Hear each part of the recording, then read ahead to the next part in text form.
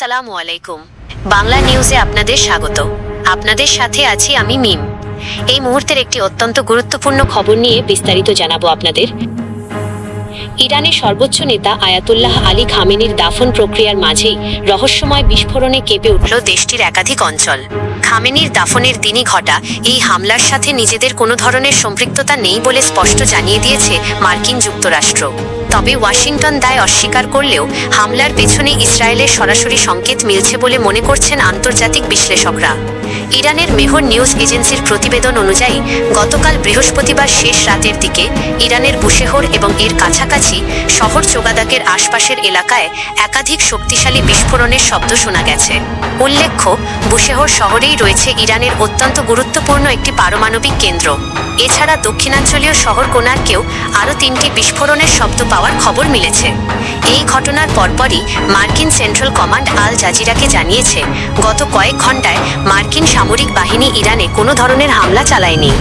মার্কিন প্রশাসন দায় এড়ালেও বুশেহরের রাজনৈতিক ও নিরাপত্তা বিষয়ক ডেপুটি গভর্নর এহসান জাহানিয়ান জানিয়েছেন, এই বিস্ফোরণগুলো মূলত ইরানের বিমান প্রতিরক্ষা ব্যবস্থা সক্রিয় হওয়ার কারণে ঘটেছে। এছাড়া বুশেহরের উপকণ্ঠে একটি সামরিক ঘাঁটিতে ক্ষেপণাস্ত্র জাতীয় বস্তু বা প্রজেক্টাইল আঘাত হেনেছে বলেও তিনি নিশ্চিত করেন। এদিকে ইরান থেকে এই বিস্ফোরণের খবর আসার পরপরই তেল আবিব ও ওয়াশিংটনের মধ্যে ব্যাপক তৎপরতা লক্ষ্য করা গেছে।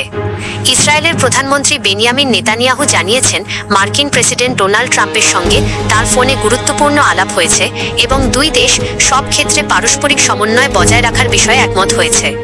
এক অনুষ্ঠানে দেওয়া বক্তব্যে নেতানিয়াহু হুঁশিয়ারি দিয়ে বলেছেন, ইরানের বিরুদ্ধে যুদ্ধ এখনও শেষ হয়নি, সামনে নতুন চ্যালেঞ্জ রয়েছে। একই সুর শোনা গেছে ইসরায়েলের সেনাপ্রধান ইয়াল জামির এবং প্রতিরক্ষা মন্ত্রী ইসরায়েল কাৎজের কণ্ঠেও।